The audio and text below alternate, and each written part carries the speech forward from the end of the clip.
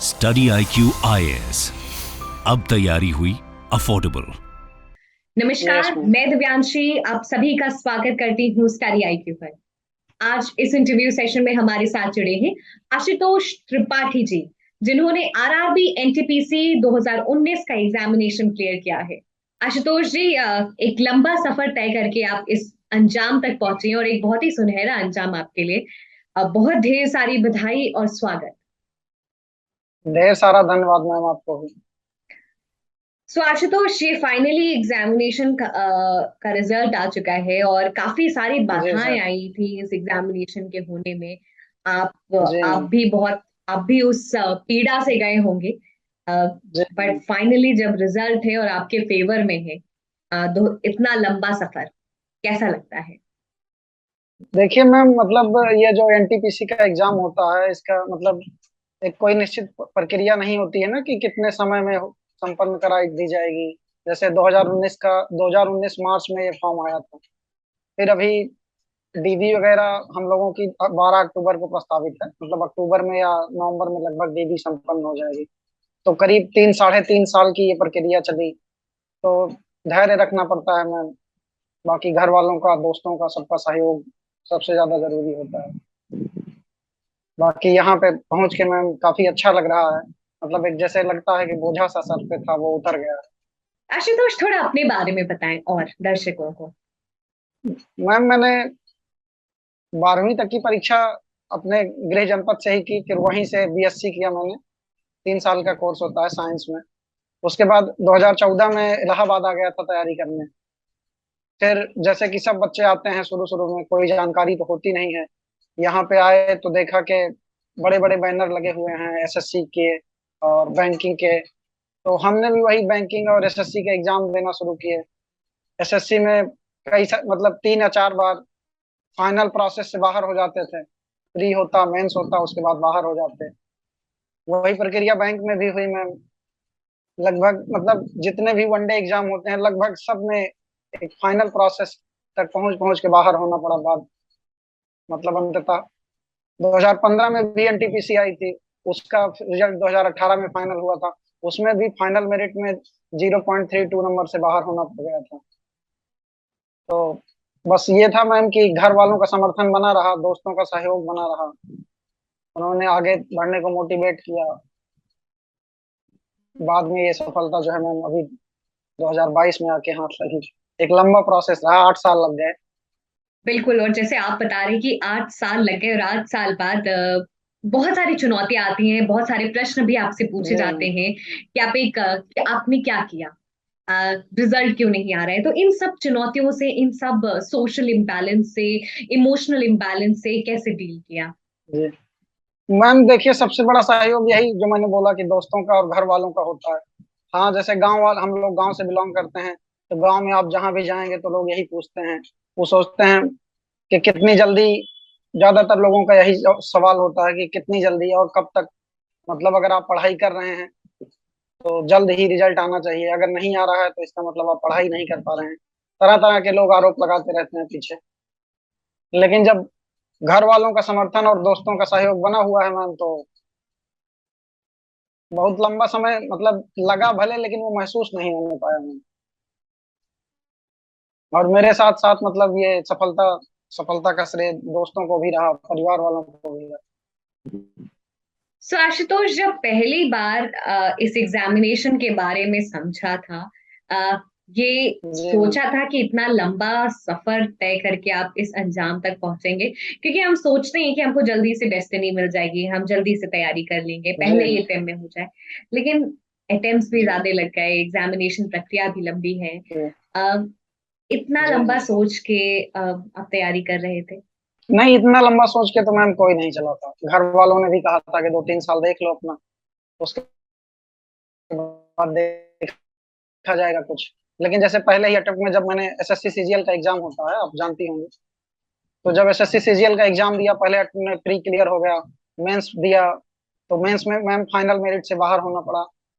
फिर तो लोगों को लगा कि हाँ इसमें कुछ है, कर सकता है। अगर आपको खुद लग रहा है कि हाँ आप कर सकते हैं, घर वालों को भी मतलब मना ले जाते हैं, तो घर वाले भी उसमें एक सहयोग अपना प्रदान करते हैं। बाकी आरओ इसके बारे में तो कोई कुछ नहीं सोचा था मैंने एनटीपीसी के बारे में, क्योंकि इसकी प्रक्रिया इतनी लंबी है। यहाँ तक आना पड़ेगा 2019 में, उसके बाद कोरोना लग गया, 2 साल कोरोना में चले गए। तो हालांकि अभी जैसे यूपी पीसीएस वगैरह एग्जाम कराती हैं, तो मैं यूपी पीसीएस का एग्जाम देता हूँ। उसमें एक आरओ की परीक्षा होती है, अभी उसका भी रिजल्ट आना है मैम। तो मेरा सारा ध्यान उसी पे केंद्रित था। इसका प्री का एग्जाम तो संपन्न हो चुका था, लेकिन उसके बाद मेंस के लिए मैंने कोई खास इसकी तरफ ध्यान नहीं दिया था। वो जैसे जो एसएससी बैंक और रेलवे के और अन्य एग्जाम होते हैं उनके लिए जो पढ़ाई की थी वो यहाँ भी काम आई। 24-25 अप्रैल को वो आरओ वाला एग्जाम था, और ये एग्जाम पड़ा था 9 मई को। तो उसके लिए मैंने काफी मेहनत की। हालांकि इस बीच मेरी माता जी नहीं रही मैम, तो थोड़ा एक इस रिजल्ट के आने के बाद एक जो वो खुशी होती है जो उनको प्राप्त होती, उससे थोड़ा सा महरूम रहना पड़ा। आशुतोष, मुझे पूरा विश्वास है कि आपकी माता जी आज जहाँ कहीं पर भी हैं वो आप पर बहुत ही she must be very proud of you कि आप इतना लंबा जी सफर तय करके एक अंजाम तक पहुंचे हैं, और एक सुखद अंजाम। जी अब इस जी एग्जामिनेशन की प्रक्रिया पे आते हैं, एग्जामिनेशन के पैटर्न पे आते हैं, और एग्जामिनेशन को थोड़ा आपके नजरिए से समझने की कोशिश करते हैं। तो अ, जो भी फर्स्ट टाइमर्स हैं उनको अगर इस एग्जामिनेशन के बारे में जीरो टू एडवांस लेवल समझना है, तो आशुतोष आप जी उसको कैसे समझाएंगे? जी मैम, ये प्रक्रिया 2 चरणों में संपन्न होती है। पहले इसमें प्री होता है, प्रिलिमिनरी एग्जाम, जो बहुत सारी भीड़ को अलग करने के लिए होता है। उसके बाद मेंस एग्जाम होता है। तो इसमें तरह तरह के पद होते हैं मैम, लेवल 2 से लेके लेवल 6 तक के। तो कुछ ऐसे होते हैं जिनमें कि साइको होता है, कुछ होते हैं जिनकी मेरिट सिर्फ लेवल 2 के बेस पे बनती है, जो मेंस एग्जाम कहलाया जाता है। सीबीटी 2 जिसको बोलते हैं। एक सीबीटी 1 होता है, वो प्रीलिम्स होता है। सीबीटी 2 मेंस होता है। तो सीबीटी 1 सिर्फ क्वालिफाइंग नेचर का रहता है, उसके बाद उसके नंबर इसमें नहीं जुड़ते हैं। सीबीटी 2 के जो नंबर रहते हैं उसके बेस्ड पे आपको, अगर आपका स्टेशन मास्टर या ट्रैफिक असिस्टेंट, जिनमें साइको का एग्जाम होता है, अगर उसके लिए आप एलिजिबल हैं, तो उसका जो आप स्कोर रहेगा उसका 70% और साइको के स्कोर का 30% वो मिला के मेरिट बनती है। लेकिन मैम हम लोगों ने जो एग्जाम, मतलब जो रिजल्ट हम लोगों का है, ये कॉमर्शियल अप्रेंटिस का है। तो इसमें जो सीबीटी 2 का आपका नंबर है उसी के बेस पे मेरिट बनती है। जहां तक एग्जाम पैटर्न की बात है, तो इसमें प्री और मेंस दोनों में लगभग एक ही प्रक्रिया होती है। बस नंबर के मतलब मार्क्स अलग अलग रहते हैं। तीनों सेक्शंस के 3 सेक्शन होते हैं। मैथ होगी, रीजनिंग होगी और जीएस होता है। तो आशुतोष, सीबीटी 1 और सीबीटी 2 के पैटर्न के बारे में, उसमें क्या क्या सेक्शंस आता है, उन सेक्शंस को कैसे तैयार करना है, आप उसके बारे में थोड़ा सा और बताएं। जी मैम, सीबीटी 1 में जो होता है 30 नंबर का आपका जीएस हो जाएगा, 35 नंबर की आपकी रीजनिंग रहेगी और 35 नंबर का आपका ये मैथ रहेगा। तो रीजनिंग जैसे कि बहुत हाई लेवल नहीं रहती है रीजनिंग की, लेकिन इस बार थोड़ा सा रीजनिंग का लेवल अप किए थे। जैसे बैंकिंग वगैरह में जो कुछ थोड़ा टफ पैटर्न रहता है उसको इस बार अप्लाई कर दिया था इन्होंने। बाकी मैथ का लेवल भी नॉर्मल ही रहता है। जैसे जो लड़के एसएससी की तैयारी कर रहे हैं वो आराम से इजिली क्रैक कर सकते हैं। 35 नंबर में आराम से 30-32 नंबर लाया जा सकता है। और अगर आप एक सेफ मतलब मेरिट सेफ स्कोर करना चाहते हैं, तो 100 में आप 75 प्लस रहें तो एक अच्छा स्कोर कहा जाएगा। जैसे कि 1/3 माइनस मार्किंग भी होती है मैम। अगर आप 3 क्वेश्चन गलत कर रहे हैं तो आपका एक नंबर एक्स्ट्रा काट लिया जाएगा। वो 3 तो आपके गए, उसके साथ साथ एक सही क्वेश्चन का भी आपको नंबर गंवाना पड़ जाएगा। जीएस का पैटर्न इनका कोई एक निश्चित नहीं रहता है मैम। हालिया जो करंट अफेयर हुए रहते हैं उनसे भी संबंधित रहते हैं। तो करंट अफेयर के लिए स्टडी आईक्यू का गौरव गर्ग सर का एक उनका तो मतलब रामबाण है मैम, वो किसी भी एग्जाम के लिए हो। जैसे हम लोग यूपी पीसीएस वगैरह देते हैं, तो उसमें भी उनकी गौरव सर की आवाज है मैम कि एकदम कानों में गूंजती रहती है। एकदम उनका जो जो क्वेश्चन वो पढ़ाए रहते हैं हूबहू ऑप्शन सहित वो क्वेश्चन आ जाते हैं। अगर एक कोई भी लड़का एसएससी या बैंक की तैयारी कर रहा है तो वो इजिली एसएससी या बैंक चाहे जो कर रहा है तो वो इजिली एनटीपीसी का एग्जाम क्रैक कर सकता है।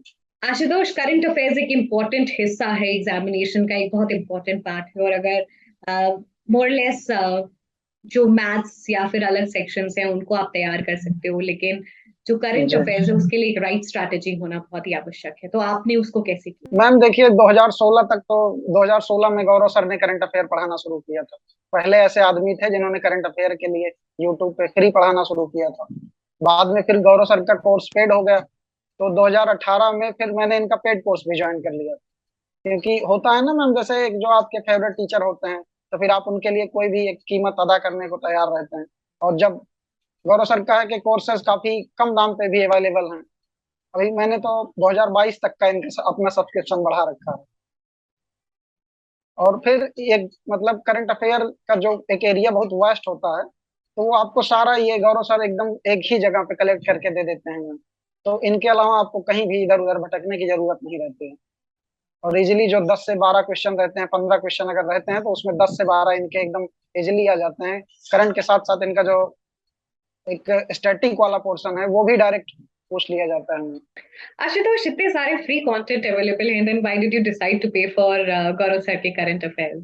वही बात मैम ना, मैंने बोला कि जैसे अलग अलग जगह भटकने से अच्छा है कि एक जहाँ पे आपको एकदम सुसंगठित नोट्स मिल जाएं, जहाँ पे अच्छा इनके करंट की एक खासियत ये भी होती है मैम कि जैसे उससे रिलेटेड, एक तो गौरव सर हैं कि कोई इधर उधर की बातें नहीं करते हैं, बहुत ज्यादा वीडियो को अपना मतलब जैसे इनका वीडियो है जो आधे घंटे में ये जो प्रोवाइड करा देंगे, वो उसको आपको कलेक्ट करने में हो सकता है 2 से 3 घंटे लग जाए।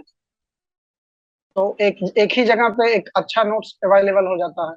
उसके बाद मैम गौरव सर जो मतलब वो स्टैटिक जो पोर्शन पढ़ाते हैं, उसी करंट से रिलेटेड जो स्टैटिक पोर्शन बताते हैं, वो भी एग्जाम के लिए काफी यूजफुल रहता है। वो भी एक मतलब इनकी कीमत अदा करने के लिए एक मोटिवेशन टाइप का रहा कि इनके स्टैटिक स्टैटिक पोर्शन भी हमको उपलब्ध हो जाएंगे।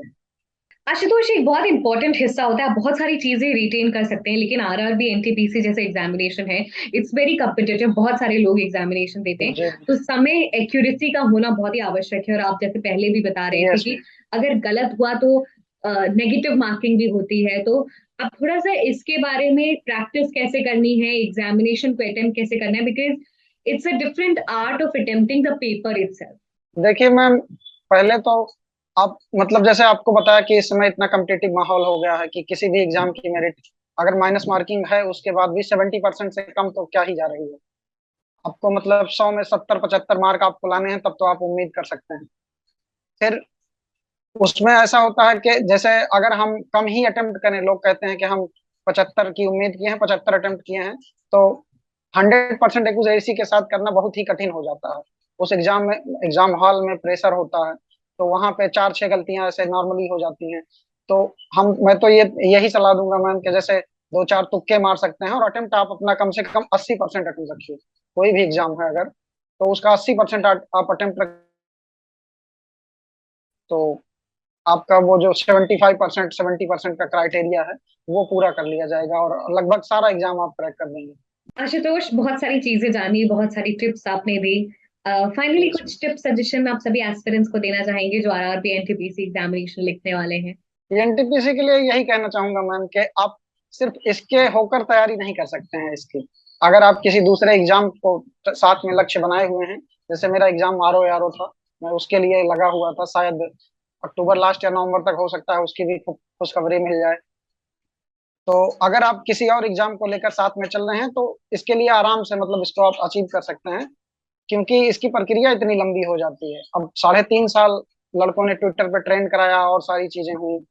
कितने यहाँ इलाहाबाद पटना यहाँ के लड़कों ने सड़क पे आके रेलवे ट्रैक जाम करके फिर परीक्षा की तिथियां घोषित करवाई। तो एक काफी हेक्टिक हो जाता है इतने दिनों तक टिके रहना। अगर आप बिना किसी दूसरी तैयारी में लगे यहाँ आने की सोच रहे हैं, तो ये एक भूल साबित होगी। अगर आपके साथ मतलब आप किसी दूसरे एग्जाम के साथ साथ इसको लेके चल रहे हैं, तो बहुत ही आसानी से आप, जैसे कि मैंने आपको बताया, मैंने तो सोचा भी नहीं था कि मैं एनटीपीसी में लग जाऊंगा, क्योंकि मेरा लक्ष्य कोई और था। लेकिन जो दूसरे एग्जाम थे जिनके लिए मैंने आगे पढ़ाई की थी, उसका फायदा यहाँ पे मिला मुझे। बहुत बहुत धन्यवाद आशुतोष, हमारे साथ जुड़ने के लिए। पूरी टीम की तरफ से ढेर सारी शुभकामनाएं। जैसे हमने पहले भी शुरुआत की कि एक लंबा सफर एक खूबसूरत अंजाम तक पहुंचा है, हम जी। आगे भी ऐसे कामना करते हैं कि आप और ऊंचाइयों तक पहुंचे। धन्यवाद और ढेर सारी शुभकामनाएं। स्टडी IQ IAS, अब तैयारी हुई अफोर्डेबल।